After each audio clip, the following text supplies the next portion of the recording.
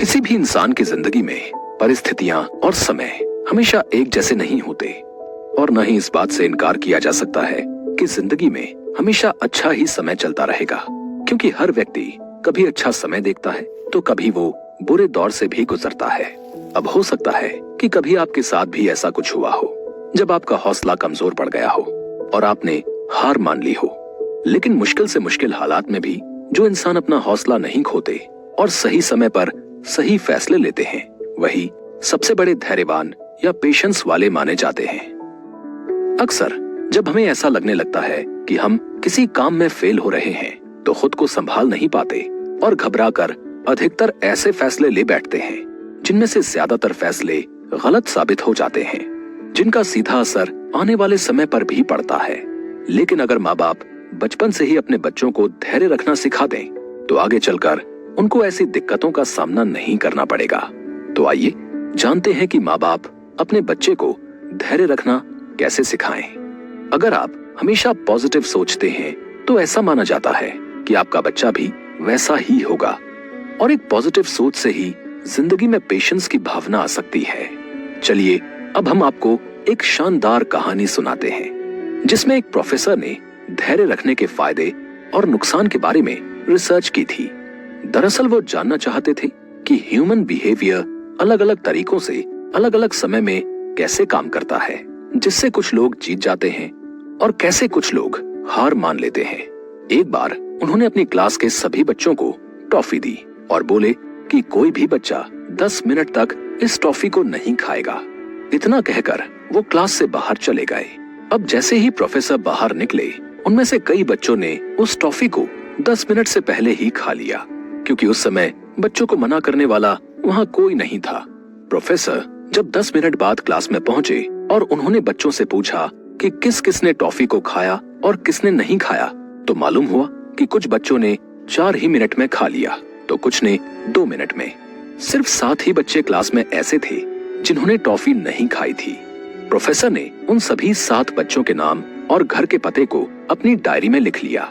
कुछ साल के बाद जब प्रोफेसर उन 7 बच्चों के घर पर जाकर देखते हैं तो सभी 7 लड़के कामयाब, अमीर और इज्जतदार बन चुके थे। इसके बाद प्रोफेसर उन बच्चों के घर पर भी पहुंचे जिन्होंने टॉफी को 10 मिनट से पहले ही खा लिया था, तो पाया कि वो सभी बच्चे एक साधारण सा जीवन जी रहे थे। प्रोफेसर का ये एक्सपेरिमेंट बताता है कि जो लोग अपनी जिंदगी में केवल 10 मिनट का भी सब्र नहीं रख पाते, वो आगे आने वाली जिंदगी में भी कुछ खास नहीं कर पाते। आप भी गौर कीजिएगा कि आपके आसपास जितने भी सक्सेसफुल लोग हैं, उन सभी के पास एक कॉमन अच्छाई होती है, और वो है सब्र या पेशेंस रखना। अब अगर आपके पास सब्र है तो आप किसी भी मुसीबत से घबराएंगे नहीं, क्योंकि आपको पता है कि एक ना एक दिन सब कुछ अच्छा हो जाएगा। लेकिन अगर आप में सब्र की कमी होगी तो एक छोटी सी परेशानी भी आपको भारी लगेगी। इसलिए बहुत जरूरी है कि हम हर अच्छे या बुरे वक्त में अपने बच्चे को पेशेंस रखना सिखाएं। ये बहुत जरूरी है कि हम समझें कि किन कंडीशन में एक बच्चा अपना हौसला खो देता है और कैसे आप अपने बच्चे को पेशेंस रखना सिखा सकते हैं। तो सबसे पहले उनको बचपन से ही बताना शुरू कर दें कि समय बहुत कीमती है। इसके लिए अगर बच्चा खाली बैठा रहता है या फिर घर का कोई भी काम नहीं कर रहा तो आप उसे कुछ ना कुछ काम करने के लिए कहें। उससे कहें कि वो स्कूल का होमवर्क पूरा कर ले या फिर दोस्तों के साथ बाहर खेलने के लिए चला जाए, क्योंकि अगर वो घर में यूं ही खाली बैठेगा तो उसके मन में डर, गुस्सा और चिंता जैसी भावनाएं आ जाती हैं और वो चिड़चिड़ा होने लगता है। साथ ही वो धीरे धीरे पेशेंस भी खोने लगता है। वो कहते हैं ना कि खाली दिमाग शैतान का घर होता है। सिर्फ इतना ही नहीं, ज्यादातर मामलों में हम पेशेंस तब भी खोने लगते हैं जब किसी काम में हम बहुत ही ज्यादा बिजी हो जाते हैं लेकिन उसे खत्म नहीं कर पाते, या फिर बहुत सारे काम एक साथ करने लगते हैं।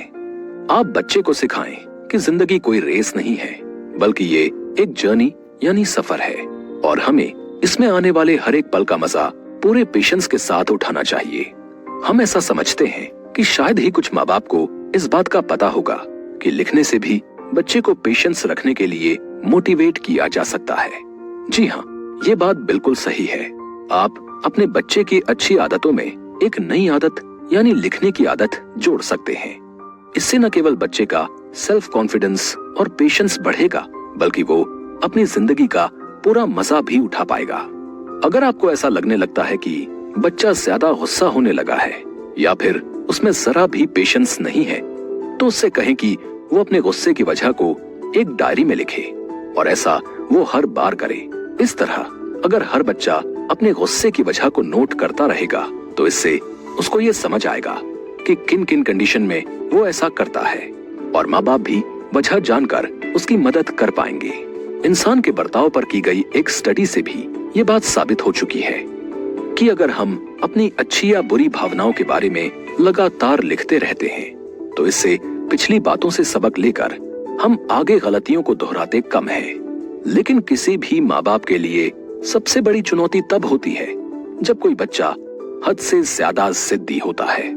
कई बार ऐसा भी होता है कि माँ बाप बच्चे के जिद्दी स्वभाव को सही तरह से डील नहीं कर पाते हैं। इसका असर न केवल बच्चे की परवरिश पर पड़ता है, बल्कि उसके आने वाले समय में इस वजह से और भी बड़ी बड़ी दिक्कतें सामने आती हैं। ऐसे में सबसे अच्छा तरीका ये माना जाता है कि आप अपने बच्चे के आसपास हंसी खुशी का माहौल बनाना शुरू कर दें। मजेदार और खुश करने वाली बातों से बच्चे का जिद्दीपन आसानी से दूर किया जा सकता है। साथ ही इस तरह का माहौल एक सही दिशा में आगे बढ़ने में भी उसकी काफी मदद करता है।